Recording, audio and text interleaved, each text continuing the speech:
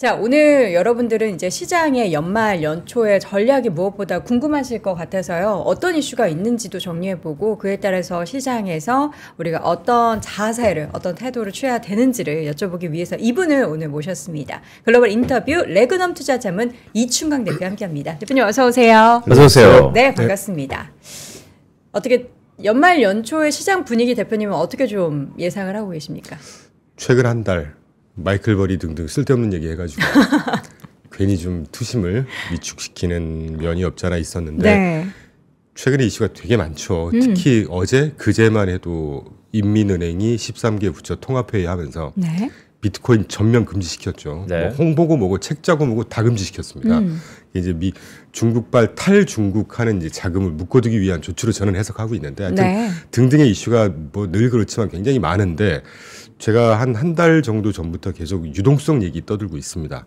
모든 이슈가 다 유동성이 줄어드는 거에 따른 그런 문제인 것 같고 가상화폐 가격 흔들리는 거 어제도 조금 빠지긴 했죠. 금 가격 고공행진 하다가 조금 쉬어가는 거 그리고 그동안에 굉장히 많이 올랐던 가격 뭐 밸류에이션 부담 뭐 빅테크들이 위주로 조금 흔들렸던 거 이런 것들이 다 미국 그 경제 전체에 유동성이 계속 쉽게 표현드리면 좀 쪼그라들고 있는 상황이거든요.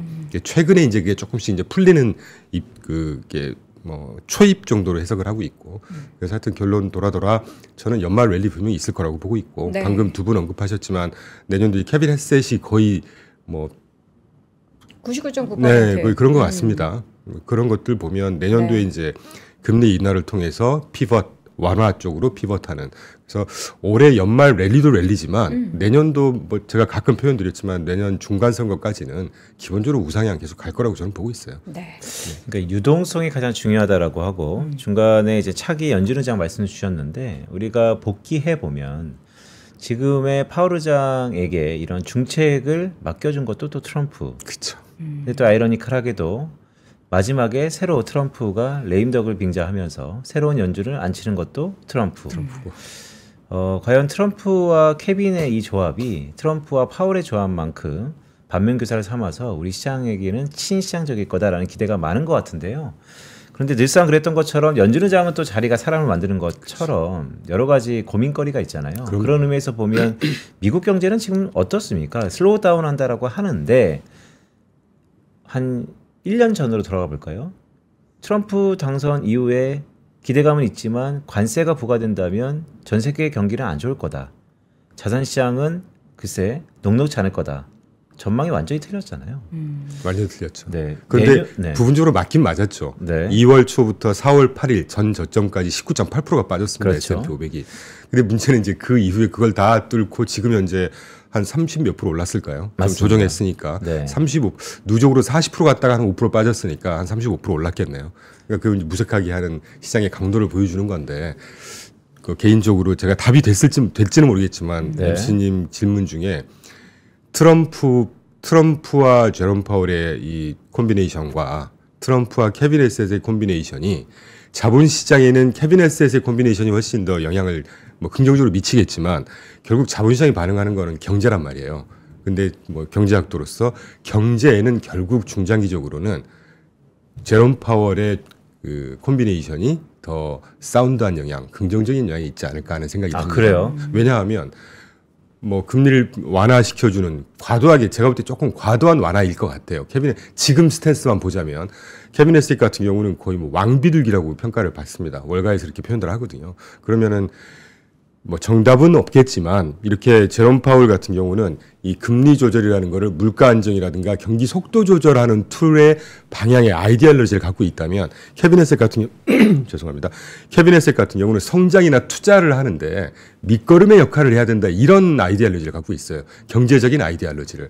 그렇다 보면 이 금리 인하시켜주고 시중의 유동성 완화시켜주고 이런 것들이 결국은 나중에 부작용이 있을 거란 말이에요. 우리가 인플레이션이라고 하는 것도 통화량이 많아지고 물가가 천정부지로 솟기 때문에 인플레이션이 오는데 그 인플레이션이라는 건 결국은 과도한 통화량 증대. 뭐 뜬금없는 얘기지만 우리나라 지금 주가 다 좋고 좋죠. 근데 환율이 안 떨어지잖아요. 이따가 다룰 수 있을지 모르겠지만 원달러 환율 안 떨어지는 이유도 우리나라 통화량이 어마어마하게 증가했습니다. 몇 년 동안. 네. 미국도 이제 그런 부작용이 언젠가는 오겠죠. 그런 측면에서 좀 뜬금없게 들리실 수 있겠지만 경제 펀더멘털 개념에서 볼 때는 트럼프와 제롬 파월의 조합이 그래도 조금 더 건강한 뭐 결과로 귀결이 되지 않을까 뭐 그런 생각이 갑자기 드네요. 그러니까요. 아직 뭐 결정된 건 없지만 그래도 구간이 명간일 수 있다라는 말씀 주시는 건데 그러면 미국 경제는 아까 경제가 중요하다라는 말씀 주셨고 지금 깜깜이잖아요. 중요한 지표가 안 나오고 있습니다.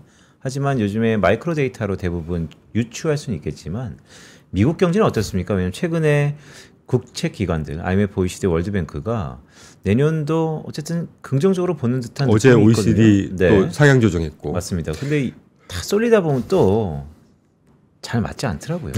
사실 뭐 OECD나 IMF는 거의 뭐 관료화된 조직들에서 내보내는 사인이기 때문에 시그널이기 때문에 저는 개인적으로 그렇게 중요하게 생각 안 하고요. 뭐 IMF 뭐 보고 연례 보고서 뭐 OECD 보고서 뭐 그런 보고서들 이렇게 정확하지도 돈 않고. 많이 받으실 것 같은데 연구하시는 분들 돈 많이 받으실 것 같은데. 글쎄 연봉이 얼마나 될지. 근데 아까 제가 좀 미스했는데 경제 펀더멘털 그렇게 나쁘진 않은 것 같은데 분명히 표현해 주신 대로 슬로우다운 하고 있는 것 같긴 해요. 그러니까 이번 12월 달 FOMC가 굉장히 중요하다고 얘기를 하는 거겠죠. 네. 네. 그런데 미루어 짐작할 수밖에 없는데 뭐 자료 있습니다. 그냥 말로만 드리죠. 뭐 지난 월요일까지 사이버 먼데이, 블랙 프라이데이부터 뭐 소비 굉장히 큰 폭에 증가를 했다는 거 아닙니까? 자료 소비세 보여주세요. 준비하셨는데 이거 안 보여주시면 네, 지금 띄워드리는 섭섭하잖아요. 그래프. 네. 어도비 어널리틱스가 온라인 매출이 9.1% 증가했다고 네. 합니다. 좌측에 제가 써놨습니다. 그냥. 그리고 한 2주 전에 발표된 건데 3주 전에 주요 카드사 미국 신용사회입니다. 우리도 다 신용카드 쓰죠. 현금 쓰지 않지 않습니까? 비자, 마스터, 아멕스에서 본인들의 카드 고객들의 카드 매출 사용액이 YOY로 3에서 6% 성장했다고 다 발표했어요. 그러니까 이게 이제 조금 뜯어보면 부정적으로 얘기하시는 분들 우려 섞인 목소리들 중에는 그 고소득자들만 뭐 진창 쓰고 있다 뭐 이런 네. 표현을 쓰는데 저소득층 그때도 한번 표현 드렸잖아요.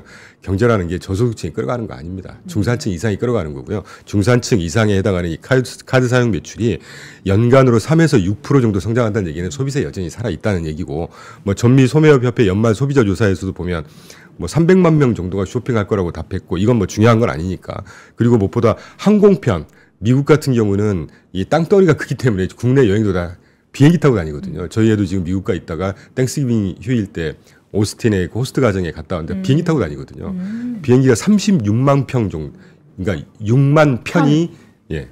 왔다 갔다 했다. 그러니까 돈이 없으면 비행기 타겠어요. 그렇죠. 쪼들리면 비행기 안 타죠. 그래서 소비세 여전히 살아 있다. 자, 뭐 해묵은 얘기입니다만 미국 경제 볼 때 저는 딱 두 가지 봐요. 그냥 뭐 워낙 잘 아시는 소비가 GDP의 한 70%, 75% 차지하지 않습니까? 네. 그런 그 소비세를 지지해주는 지표가 또 고용 지표고, 그럼 소비세 여전히 살아있다고 미루어 짐작할 수 있겠죠, 이 정도면. 근데 고용이, 이게 참 말씀이 나와서 연계해서 말씀드리는데, 이 고용이 참 애매합니다, 지금. 12월 달 금리 인하의 기준의 큰 축 인플레이션 고용인데, 인플레이션은 제가 볼 때 문제 없는 것 같아요. 저도 한 8, 9월 달까지 굉장히 고민 많이 했었어요. 이 인플레이션이 분명히 올 거고, 여러 그 CBO라든가 이런 자료를 보면, 연말로 갈수록 기업들이 수입 물가 상승했던 거 다 이제 전이할 거라고 뭐 서베이가 나오고 이러니까. 근데 최근까지 뜨지 않는 거 보면 OBBBA라든가 이제 그 설비 투자 일시에 비용 처리해 주거나 뭐 법인세 완화시켜 주거나 이런 거에서 이제 버퍼를 줬단 말이죠. 그러니까 웬만하면 기업들이 소비자한테 넘기지 않고 떠안는 것 같긴 해요, 지금. 큰 부담이 없이. 그래서 물가는 문제 없을 것 같은데 고용인데 네. 한 2주 전까지만 해도 ADP 민간 고용 그거밖에 우리가 볼 게 없었잖아요. 근데 ADP에서 보면 헤드라인 숫자 뭐 한 3주 전, 2주 전 발표된 거 주간으로 13,500개 일자리 민간 고용이 없어졌다고 발표를 또 했고. 그런데 또 지난주 26일 날 가장 최근에 발표된 주간 실업당 청구 제가 개인적으로 가장 중요하게 보는 21만 6천 건 나왔어요. 밑에 제가 써드린 대로 팬데믹 이전 20년 평균이 35만 건, 34만 건 가까이 됩니다. 그거의 절반 정도 밖에 안 된다는 거니까 해고가 그렇게 일자리를 잃는 사람들이 또 많지 않다는 얘기거든요. 그러니까 이런 것 때문에 애매한데 또 결정적으로 그제죠. 골드만삭스에서 12월 1일 현재 요번 4분기까지 매월 일자리 평균, 그러니까 넌팜 페이롤이죠. 비농업 신규 일자리가 5만 개 정도 될 것 같다. 네. 그런데 내년 상반기까지 10만 개로 다시 늘어날 거다. 그러니까 이게 전망이니까 정확하다고 할 수는 없지만 뭐 아시는 대로 골드만삭스는 물가 지표 같은 거 거의 정확하게 맞춥니다. 정보력이 대단하죠.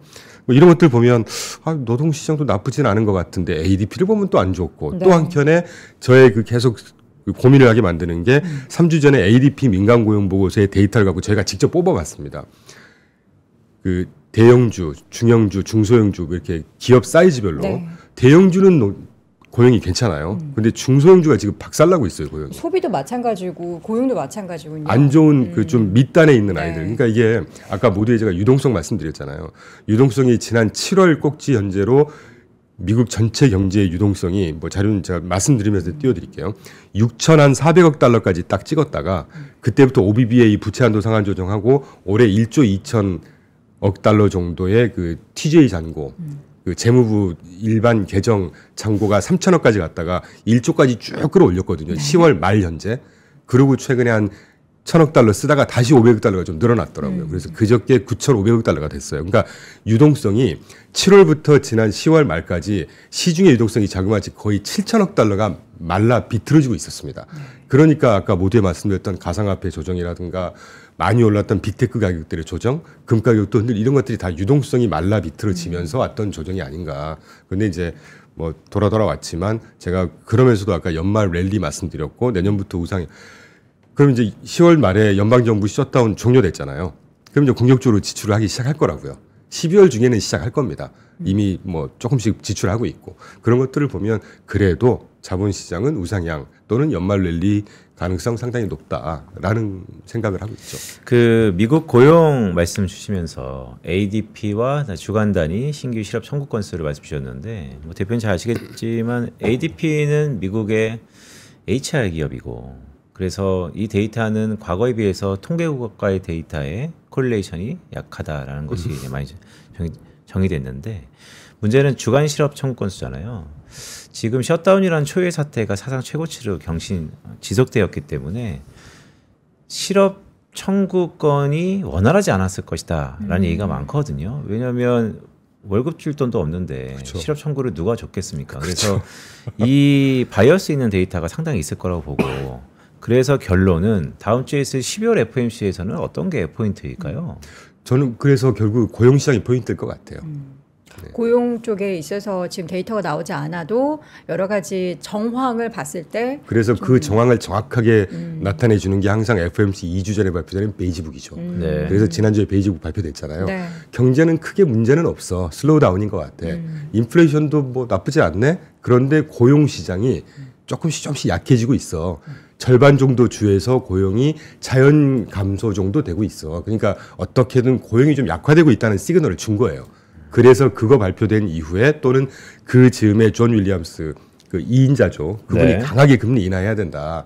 이제 그런 것들이 일맥상통하는 시그널이 아닌가 하는 생각이 들고 또 하나 말씀이 나온 김에 보통 이렇게 FOMC 투표권자 12명이지 않습니까? 지금 2명 빼고 5대5로 첨예하게 갈려있는 상황입니다. 근데 이제 이렇게 더비시하거나 호키시안 쪽이 강하게 언론 인터뷰를 한번 해주잖아요. 이게 포워드 가이던스의 일환인데 그러면 반대쪽에서 한 번씩 이렇게 마이그레이션을 해줘요. 뭐 잘 아시겠지만. 그런데 요번에 존 윌리엄스 얘기 나온 이후에 스탠퍼드 강연에서도 그렇고 제롬 파월이 전혀 언급 안 했습니다. 그러니까 일견 동의하고 있구나. 네. 이게 보통 이 혹자들이 이렇게 얘기합니다. FOMC의 컨센서스하고 동떨어진 시장에서 기대가 있으면 그 간극을 좁혀주는 과정이 다비시안 멘트가 나올 때 반대로 호키시안 멘트를 던져주고 이렇게 조절을 해간단 말이죠. 근데 요번에 그게 없었어요. 그러니까 존 윌리엄스 발언 이후에 거의 그 12월 금리 인하 가능성이 30%에서 한 7, 80%로 확 뛰었단 말이죠. 네. 저는 일견 동의하고 있습니다. 그러면 저는 이제 아까 소비 말씀하시면서 일각에서는 그 소비가 이게 그 P가 늘어난 거죠. Q가 늘어난 게 아니다. 그러니까 이게 금액이 올라가서 전체 볼륨이 커지는 그런 상황이 펼쳐진 거다라는 일부의 분석도 있잖아요. 근데 뭐가 됐든 어쨌든 늘어나면 좋은 거 아닌가. 굉장히 굿포인트 지적해 네. 주셨고 그러니까 시장은 참 좀 편하게 표현 드릴게요. 좀 방정 맞아요. 방정 맞다. 아니 소비세가 그냥 증가했으면 되는 거지. 그 안에 또 Q냐 P냐가 중요한 건 인플레이션 우리나라 걱정 수출 되니까. 따질 때 Q냐 P냐가 중요한 거예요. 우리나라 수출세를 진짜 보려면 해외 의존도가 높은 우리나라 경제가 그때는 Q가 정말 중요해요. 가격이 올라도 수출이 늘어나는 건 착시 현상이란 말이죠. 네. 그럴 때나 P 또는 Q가 중요한 것이지 미국 소비가 Q냐 P냐에 따라서 뭔 의미가 있겠습니까? P가 늘어났으면 그만큼 소비가 줄어들 수도 있는 거잖아요. 가격 부담이 있으니까. 네. 그런데도 늘어난 거 아닙니까? 결국은 Q가 늘어났다 이렇게 해석하면 되는 거죠. 네. 알겠습니다. 괜히 이제 시장에서는 보면 항상 좋다가 안 좋으려면 꼭 이런 얘기 하잖아요. 이거 실제로는 이거 많이 줄었는데 이거 인플레이션 이거 가격이 많이 올라가가지고 이게 늘어난 거 이거 착시야 이러면서 이제 시장을 또 우려하게 제가 만드는 계속해서 경우가 돌아 유동성 말씀 계속 드리고 있는데 그게 다 유동성이 쪼그라들어서 네. 급여 나갈 것도 못 나갔고 셧다운 때문에 계속 빨아만 들이고 있었단 말이에요. 네. 7월 현재 3천억 달러였던 TGA 잔고가 10월 말 다시 한번 강조드리지만 1조 달러까지 찍었습니다. 그럼 자그마치 7천억 달러가 시중에서 정부 곳간으로 계속 빨려 들어간 거예요, 돈이. 그 7천억 달러면 얼마입니까? 한 1,000조 되나요? 1,000조 넘죠, 거의. 그러니까 그 정도의 돈이 들어가기 때문에 빨려 들어가다 보니까 아까 그 중소형 얘기 말씀드렸죠. 하이힐드 스프레드가 연초에 280bp까지 떨어졌다가 최근에 330bp까지 뛰었습니다. 미국의 하이힐드 스프레드가. 그래도 굉장히 낮은 수준이에요. 어제 뭐 이제 방송 출연하면서 그 얘기가 나왔었는데 역사적으로 미국 평균 하이힐드 스프레드 밴드를 보면요. 500에서 700bp 사이예요. 근데 290, 80이었다가 지금 330이에요. 역사적인 수준에서 굉장히 낮은 수준이란 말이죠. 이걸 가지고 최근에 하이힐드가 떴으니까 뭔가 또 문제가 되고 이런 확대 해석, 방정맞음을 좀 경계하자 말씀을 다시 한번 드리겠습니다. 시장의 또 다른 우려 중에 하나가 지금 최근에 이제 엔캐리 네. 청산 얘기입니다. 이제 잊을만 하면 우리가, 항상 나오죠. 금리를 올린다라고 하니까 요거 이제 빨리 청산해가지고 다시 대출 받았던 거 갚으려고 하는 그런 수급의 움직임 한 번 되게 큰 충격이 있었잖아요. 네, 뭐 간간히 있었는데 네. 최근 들어서도 지나고 보면 그때가 기회였다라고 편하게 얘기할 수 있지만 당사자들은 포트가 하루에 상당 부분 움직였기 그쵸. 때문에 조금 부담스러웠던 제가 참 이벤트인데. 외람된 말씀이지만 두 분 말씀에 조금 반대 의견을 좀 좋습니다. 네. 작년 8, 9월 달이었죠. 네. 엔캐리 트레이드 청산 때문에 시장이 뭐 한 8% 빠졌습니다. 그때 한 일주일 상간에. 많이 빠졌네요. 저는 그때가 엔캐리 청산 때문에 빠졌다고 생각 안 합니다. 그럼요. 그때 인터뷰에서도 그런 얘기 했었고 그 빠지는 딱 2주 전에 주간 실업청 청구 수가 23만, 22만 건에서 39만 건인가 나왔어요. 많이 늘었네요. 그래서 미국 노동시장의 붕괴 시그널과 그에 따른 미국 경기의 부진 가능성을 보면서 시장이 슬쩍 흔들리다가 이제 그때 뭐 8월, 9월 달인가 흔들릴 때는 특별한 이유 없이 흔들리죠. 그쵸. 그것 때문에 흔들렸다고 생각하고 있고 연계해서 CFTC 제가 띄워드린 그래프 한번 꼭 띄워주시는데 그때 당시에 7월 8일 현재 CFTC 엔화 순매수 포지션이 마이너스 18만 4천 계약이었거든요. 그러니까 이걸 뇌둘러 해석하면 방금 표현해 주신 대로 이게 청산이 되면서 마이너스 포지션이었으니까 청산이 된다는 얘기는 그러니까 이를테면 마이너스 갖고 갔다가 이제 플러스로 엔화를 다시 산다는 얘기잖아요. 살 수 있는 가능성이 굉장히 농후해졌다.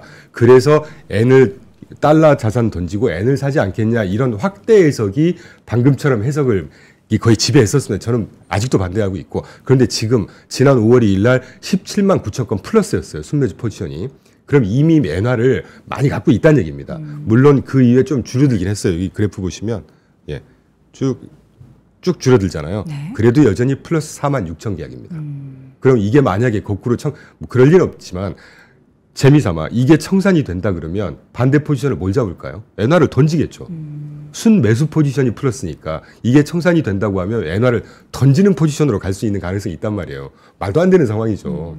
그래서 저는 엔캐리 본질적으로 전 세계 엔캐리 트레이드 자금 규모 아무도 모릅니다. 얼마인지. 발표하는 기간마다 20조 달러에 달한다는 데도 있고 2조 달러 달한다는 데도 있고 뭐 5조 달러 달한다는 데도 있어요. 아무도 모릅니다. 네. 그런데 일단 이 CFTC 엔화 순매수 포지션이 여전히 플러스인 거라는 거. 그리고 반대로 여기서 보시면 초록색이 이건 환율이니까 신경 쓰지 마시고요. 미국 10년물 금리하고 노란색, 파란색 일본의 10년물 금리로 대표되는 일본과 미국의 지금 금리 차가 요번에 최악의 경우에 저는 반반이라고 아직 봐요. 아직 모르겠어요. BOJ에서 금리를 인상시키더라도 맥스 25bp이겠죠. 그러면 정책금리 0.5에서 0.75 되는 겁니다. 그리고 상단 기준으로 미국 정책금리가 4%예요. 그러면 0.75 되더라도 3.25 정도의 금리차가 여전히 존재합니다. 굉장히 보수적으로 따졌을 때 N 가지고 해외로 돌려서 투자했던 양반들이 금리차가 줄어들었으니까 엔화 자산 사야 되겠네, 달러 자산 던져야 되겠네, 이럴 리가 있을까? 얼마나 대세의 시장이 있을까? 왜냐, 기본적으로 3.25 정도의 금리 차가 있는 상태고 여기서 아주 보수적으로 봐도 N달러 해치 포지션을 뭐 한 1% 잡자고요. 1.5에서 1% 잡잔 말입니다. 그래도 1.75 정도의 금리 차가 존재해요. 제가 아는 한 N캐리 트레이드 자금의 대부분은 1에서 한 2% 정도만 먹어도 충분히 그렇게 보수적인 자산들이에요. 물론 이 싼 엔화를 빌려서 뭐 금융기관이라든가 헤지펀드 하우스들이라든가 이런 친구들의 자금이 꽤 있긴 있겠죠. 근데 그게 전체 엔캐리 청산을 주도하고 엔캐리 청산의 큰 무브먼트에 결정적인 영향을 미친다? 저는 아니라고 봐요. 그러면 과거에 뭐 엔캐리 청산 가능성이 좀 요원해졌다라고 하신다면 그래도 여전히 엔캐리에 대해서 의구심을 갖고 있는 분들이 있으니까 뭐 이프입니다. 만약 청산되면 이거는 자금은 어디로 갑니까? 일본으로 가겠죠. 일본으로 갑니까? 그럼요. 그렇기 때문에 엔캐리가 어디서 나왔습니까? 일본에서 나온 자금이잖아요. 네. 해묵은 얘기지만 30년 전에 일본이 잃어버린 30년 시작할 때 잃어버린 20년, 30년, 저는 30년이라고 표현합니다. 30년 시작할 때 90년대 초반부터 망가지기 시작했는데 미국, 일본 전체 주식, 채권, 실물, 부동산 뭐 다 박살났었어요.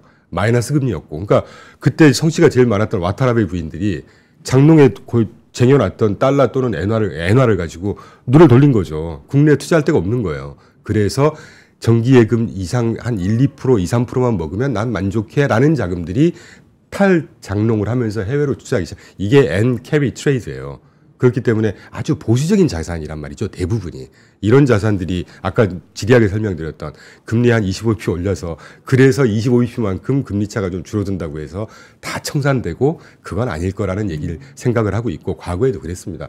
잘 돌이켜보시면 N-carry 트레이드에 대한 이 우려감이 증폭됐던 거는 그럴 가능성에 대해서 우려가 컸었던 거예요.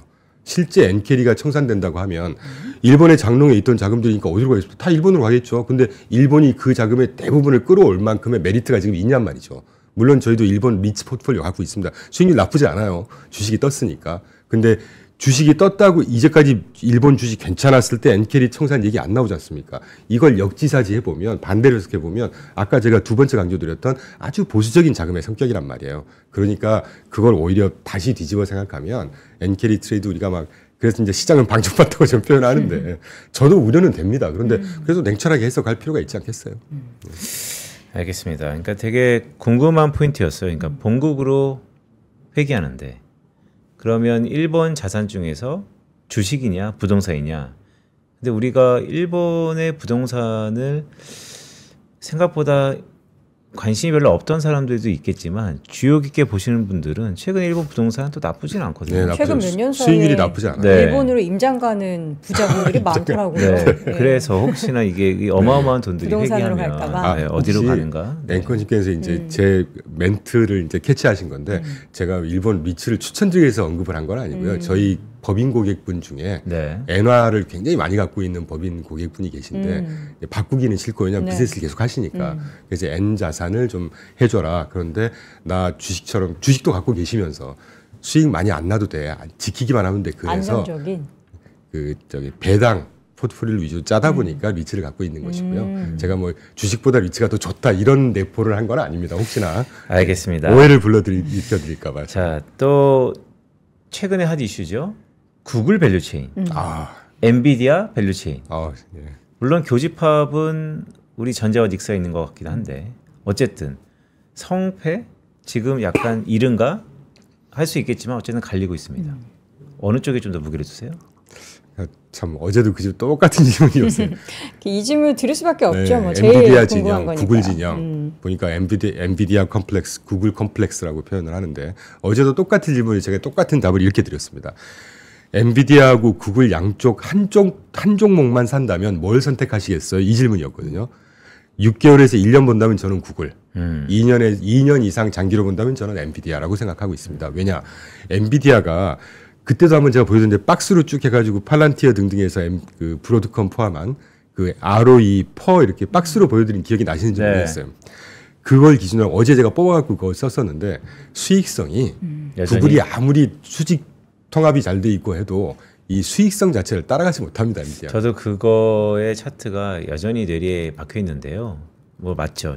그런데 잘 아시겠지만 주가는 기울기 함수입니다. 아, 그렇죠, 그렇죠. 그렇기 때문에 그래서 단기 6개월에서 한 1년 본다면 구글이 핫할 것 같고 한 좀 길게 장기 성장 추세를 본다면 저는 엔비디아가 좋지 않겠냐라는 생각하고 있고 같이 가는 거죠. 누가 뭐 없고 이게 분야가 틀리잖아요. ASIC이고 GPU 아닙니까? 범용 반도체와 맞춤형 반도체잖아요. 앵커님, 여도원 앵커님 기억나세요? 제가 올 초에 그 AI 얘기 막 우려하고 했을 때마다 제가 똑같은 얘기를 풀었습니다. 그때 뭐라고 했냐면 엔비디아 AI 초기 지금 인프라 투자 기간이다. 제 말이 아니고 레리 앨리슨이 올 초에 한 얘기예요. AI 초기 투자 기간을 5년 정도 보는데 이게 지금 한 3년 지났단 말이에요. 2년 정도를 더 마구마구 투자할 겁니다. 왜냐하면 어마어마한 연산을 어떻게 처리할 겁니까? 인프라 결국 데이터 센터잖아요. 연산 처리 하드웨어가 구비가 돼야 된단 말이에요. 지금 그 한복판이에요. 그러니까 저는 이 시장은 항상 방정맞기도 하지만 현명하고 빨리 눈높이를 미리 조정한다는 측면에서 저는 긍정적으로 봐요. 그런데 AI 투자 기간이 초기에 5년이 끝난다고 해서 AI가 끝나는 게 아니고요. 그때가 되면 이제 본격적인 확장 성장을 할 겁니다. 이때 포인트가 지금 인프라를 까는 범용 GPU가 지배하는 시장이었다면 이제 우리가 지금 핸드폰 봐도 앱이 수천 가지잖아요. AI도 각계 그 요소에 쓰이는 맞춤형 어떤 프로그램이 필요하고 그걸 뒷받침하는 맞춤형 반도체의 시대가 올 거다라고 제가 올 연초에 이런 표현을 드렸었거든요. 그래서 사실 뭐 여담입니다만 한 4개월 전에 구글을 샀는데 개인적으로 아주 운 좋게 잘 샀다는 생각을 하고 있죠. 네. 그래서 범용 반도체와 맞춤형 반도체는 같이 가는 거다. 좀 확장해서 미국 전공을 했고 미국만 투자를 하고 있는 저희 입장에서 볼 때 저 구글 이번에 제미나이 3 나왔을 때 누가 이기겠네 이런 생각보다는 확실히 미국 시장은 정말 다이나믹스가 살아있구나. 그런 흐뭇하게 봤습니다. 그러니까 그 질문을 왜 들었냐면 이런 거예요. 그러니까 최근에 AI 거품론에 대해서 많은 얘기들이 있었는데 대부분 컨센서스죠. 근간에는 잘 모르겠다지만 결국 아직은 아니다예요. 그럼요. 그리고 최근에 구글 TPU도 말씀 주셨지만 뭐 어느 정도 동의합니다. 결국 시장이 커지는 거예요. 그런데 만약 이 거대 시장이 무너진다면 아니 좀 더 라이트하게 기스가 난다면 이것은 대형 사고죠. 그런데 그게 가능성이 혹시 전력기기 전기가 없어서 저는 부정적인 해석보다는 네. 전력기기를 수급하는 파생 투자잖아요, 이게. 네. 저희는 뭐 여러 번 말씀드렸지만 저희가 2022년도 1월부터 아마 대한민국에서 최초로 투자했을 거예요. 원자력 우라늄 ETF 저희가 제일 먼저 투자했습니다. 물론 그때는 AI가 안 나왔었어요. 다른 이슈로 투자를 했는데 23년도에 챗GPT가 딱 나오고 한 1년 있더니 SMR 뭐 전력을 댈 수밖에 없으니까 그러면 이제 풍력, 태양력, 수력 뭐 원자력 이런 것들인데 저는 풍력, 태양력 의미 없다고 봐요. 이 효율도 안 나오고요. 결국 원자력밖에 답이 없다고 봅니다. 그래서 그러면 원자력에 투자를 하면 되는 거죠. 네. 전력이 쇼티지가 났다고 해서 물론 가능성이 없진 않지만 어떻게든 그건 전력을 댈 거예요. 그래서 SMR 같은 정말 SMR 종목들이요. 아직 다 마이너스고 형편없습니다. 그러니까요. 그런데 주가가 뭐 오클로 같은 경우가 몇천 프로 상승했거든요. 그걸 어떻게 해석할 거냐는 거죠. 그러니까 어저께 밤에 나왔던 속보 같은데 대미투자 우리 그중에 제 1번이 또 원전이다. 네네. 그렇죠? 그렇죠. 그러니까 여전히 근데 아까 중간 말씀 중에 어떻게든 될 거다. 이게 우리의 믿음인 것 같아요. 표현을 좀 제가 조금 좀 더 구체적으로 좀 필요한 것 같아요. 경솔한 네. 것 같은데 저는 그래서 돌아 계속 저는 원자력 원전 우라늄밖에 없다고 생각해요. 그리고 소형 SMR 같은 경우가 미국 땅덩어리에 딱 적합한 원전 발전 형태란 말이에요. 그 소형 그 SMR은 금방 설치할 수 있어요?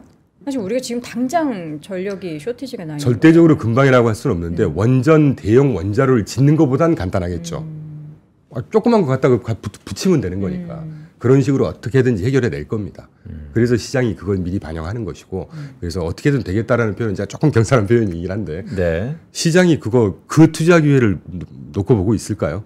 트럼프가 지금 그렇게 또라이라는 욕을 먹어가면서 한국한테 돈 뺏어가 여기저기 돈 뺏어가라서 아까 표현해 주신 대로 원자력 투자하자고 지금 계속 외부 자금까지 조달해가면서 지금 서플라이 체인을 공고히 하고 있잖아요. 네. 그럼 그거를 당분간은 이제 좀 얘기가 섞여 있는데 한 2년 있다가는 분명히 옥석가리가 될 겁니다. 엔비디아를 능가하는 그게 뭐 구글이 될지 또는 새로운 회사가 나와서 AI가 초강자가 될지 그거는 모르겠어요. 그리고 최근에 자금 조달하면서 회사채 그 코어위브라든가 오라클 이런 데가 지금 CDS 프리미엄이 뭐 530p까지 이런 것들이 한두 개 나올 거예요, 이제. 그럼 거기에 투자하지 말고 괜찮은 애들 투자를 하면 되는 거죠. 그렇다고 해서 이 조그만 늘 있을 수밖에 없는 파열음을 가지고 AI가 다 사상누각이고 이건 너무 앞서갔다는 생각을 하고 있습니다. 지금은 쉬운 표현으로 그냥 즐기셔도 되는 구간이라고 저는 생각해요. 알겠습니다. 원전 얘기하니까 시청자분들이 사실 많은 걱정을 하세요. 이제 다들 걱정하는 게 그거죠. 원전이고 첫 수업 뜨기까지도 오래 걸릴 거고 결국 건설하는데도 너무 오래 걸릴 거고 말씀해 주신 뭐 SMR 같은 경우에는 소규모라고는 하지만 결국 그것도 일반적인 우리가 생각하는 다른 전력원 대비해서 시간이 많이 소요되는 건 맞잖아요. 한 1, 2년 걸리지 않을까요? 제가 뭐 그쪽 기술자는 아니라서. 근데 모르겠는데. 그때쯤 되면은 이제 다른 걸로 이제 전력이 좀 수급이 되지 않을까라는 그런 다른 거라고 하면 들고 이제 발전원이잖아요. 너무 늦지 않을까라는 생각도 아. 들고 그러니까 실적이 찍히는 그 날짜가 너무 먼 미래 아닌가. 근데 그거는 해묵은 얘기죠. 그렇게 우리가 생각하기 시작하면 네. 모든 주가는 다 미리 땡겨서 마련하는 겁니다. 그러니까 거기까지 너무 투머치하게 디테일할 필요가 있을까 하는 생각을 하는 것이죠. 또 금융시장 계속 보시니까 최근에 사실 AI 쪽에서 제일 문제가 되는 거는 지금 투자를 너무 많이 해야 되니까 서로 이제 채권 발행하고 회사채 그렇죠. 발행하고 뭐 이러면서 돈을 열심히 투자를 위해서 땡기고 있잖아요. 근데 여기에서 또 조금이나마 뭔가 이제 크랙이 생기지 않을까라는 그런 생길 수 있는 우려감이 가능성은 있어요. 늘 있죠. 이번에 아까 제가 모두에 방정맞다고 표현했던 게 네. 바로 그걸 갖고 얘기를 했던 겁니다. 제가 단적으로 지금 띄워드리는 그래프 한번 보시면요. 아까 제가 CDS 프리미엄 말씀드렸잖아요. 네. 왼쪽 그래프에서 보시면 이 빨강색이 지금 그 회사채 발행 관련해서 가장 문제가 되고 있는 오라클. 오라클의 CDS 프리미엄입니다. 치솟고 있죠. 이게 지금 530bp까지 치솟았다는 거거든요. 네. 그리고 노란색이 오라클을 뺀 나머지 아마존, 애플, 구글 등등을 포함한 평균 CDS 프리미엄 수준입니다. 그러니까 오라클이 530bp니까 대충 눈대중 하면 한 250bp 정도 될까요? 절반 수준이니까. 요거만 확장해서 보면 오라클이 되게 심각해 보이잖아요. 네. 그런데 요 지난 쥐색 그래프가 위에 써드린 대로 시장 전체 북미 지역 미국의 인베스먼트 그레이드 투자 등급 회사들이 부여받고 있는 CDS를 지수화한 평균이라고 보시면 돼요. 이걸 CDX라고 하거든요. CDS 인덱스라고 해서 CDX라고 하는데 미국 전체 하이힐드가 아니라 투자 등급입니다. 투자 등급의 CDS 프리미엄 평균보다 절반까지는 아니지만 한 절반 조금 넘는 수준이죠. 여기 높아요? 여기 높아요. 시장이 그렇게 형성이 돼 있는 거니까 왜 그런지는 뭐 정부기관이 아니고 회사니까 이제 시장에서 그렇게 CDS가 조금 높게 형성이 되겠죠. 네. 어쨌건 저 높은 쥐색 수준이 인베스먼트 그레이드 회사채라는 거예요. 투자 등급 회사채라는 겁니다. 투자 등급 회사채보다 한참 문제가 됐던 오라클의 CDS가 절반 조금 넘는 수준이에요. 그러니까 요거만 확대를 해석하면 530bp니까 막 난리가 날 것 같고 하잖아요. 미국 전체 다시 세 번째 강조드리지만 투자 등급 회사채 전체 CDS 프리미엄의 평균보다 한참 아래 수준이라는 거예요. 그리고 어제 발표된 건데 골드만삭스의 토니 파스코렐리가 발표했습니다. 순부채 부담을 에비타로 나눈 이거 보고 뭐라고 표현하던데 NAV인가요? 하여튼 네. 지금 한 배 미만이라는 얘기예요. 그러니까 경상수익 이런 것 순수익 대비해서 순부채 부담이 얼마나 많니? 아직 한 배가 안 된다는 얘기입니다. 그래서 한 배 될 때까지 지금 7천억 달러 정도를 추가로 조달해도 되는 여유가 있다라고 얘기를 했어요. 네. 그 얘기를 하는 게 지금 밑에 박스거든요. 복잡하니까 제가 설명 뺄 거고. 그러니까 투자로 지금 초기 투자 기간이지 않습니까? 네. 그러면 회사라는 게 제가 어느 자료를 보니까 빅테크들의 현금 보유량 중에 한 40% 정도를 회사채로 조달하고 있다고 그래요, 지금. 절반 조금 덜 되는 수준을. 회사라는 게 그런 거죠. 유보금도 필요할 것이고 비상시에 쓸 수 또는 어떤 새로운 투자에 필요한 만큼 현금을 보유하고 있고 나머지를 회사채로 조달하는 일환인데 이게 왜 문제가 됐냐면 다시 한번 띄워주세요. 죄송합니다. 방금 CDS 봤던 이 진전 수준 한번 봐보세요. 오라클을 포함해서 뭐 아마존 빅테크들의 CDS 프리미엄이 작년 연말 올 중반까지만 해도 굉장히 낮았습니다. 워낙 현금을 많이 갖고 있고 탄탄하니까. 이게 워낙 낮았던 게 최근에 조금 대틴다고 해서 이거에 뭐 화들짝 놀라는 건 이해하죠. 이렇다고 해서 회사 망하거나 그렇지 않습니다. 그리고 갑자기 생각이 납니다. 530bp 오라클 뜰 때 CDS 프리미엄 530bp를 향후 5년에 부도 확률로 전환을 하잖아요. 향후 5년 동안 오라클이 부도 확률 8%예요. 8%가 빅테크들에 비하면 높긴 하죠. 일반 회사에 비하면 아주 낮은 수준입니다. 그러니까 이 양쪽을 보고 좀 균형감 있는 판단을 좀 할 필요가 있지 않을까 하는 생각 정도 하고 있죠. 그 시장에서는 우려를 할 만한 요인이기는 한데 그렇다고 해서 이게 뭐 반드시 터질 확률이 회사가 망하고 그럴 단계 아닙니다. 그런 건 아니다. 네네. 알겠습니다. 연말 그리고 내년도 시장에 있어서 일단 긍정적인 뷰를 가지고 계신 이충관 대표님의 이야기를 쭉 들어봤는데 우리가 항상 이제 시장이 안 좋으면 조그마한 안 좋은 이슈도 크게 확대 해석하고 그러니까 비슷한 그런 사안에 대해서도 부정적인 해석을 하곤 하는데 지금 시점에서는 시장을 조금은 긍정적인 시선으로 바라볼 필요가 있다라는 이야기 확인을 해봤습니다. 자, 오늘 글로벌 인터뷰 함께 했고요. 레그넘 투자자문 이충광 대표였습니다. 대표님 고맙습니다. 네, 고맙습니다. 감사합니다. 자, 오늘도 월스트리트 모닝브리핑 함께 하셨습니다. 2026년을 준비하는 2025년 12월. 아, 이제 얼마 안 남았어요. 몇 주 안 남았어요. 그냥 뭐 날짜일 뿐입니다. 날짜일 뿐인데 이게 하루하루 또 지나가고 앞자리가 달라지시는 분도 있고 저 같은 경우는 이제 만으로 이제 40세 됐나 싶었는데 이제 뭔가 더 무르익는 그런 느낌이라서 마음이 좀 불안하거든요. 투자도 불안하고 그럴 때는 여러분들 여러분의 이런 중심을 잡아줄 수 있는 지혜가 필요합니다. 그러기 위해서는 사유를 함께 해야 되고요. 2026 위즈덤 컬리지 지금 저희가 얼리버드 기간이라서 최대 61%라는 할인 혜택을 여러분들이 만나보실 수가 있습니다. 없어지기 전에 여러분 받아가시라고 다시 한번 안내를 드리는데요. 자기관리, 투자 그리고 트렌드 분야에 있어서의 최고의 전문가들을 저희가 어렵게 모셨습니다. 저희가 오프라인 세미나도 12월에 2번이나 마련할 예정이니까 여러분들 놓치지 마시고 꼭 함께 하시길 바랄게요. 자세한 사항 영상 하나 링크 참조해 주시고요. 저희는 내일 오전 6시에 다시 돌아오겠습니다. 여러분 오늘도 고맙습니다. 고맙습니다.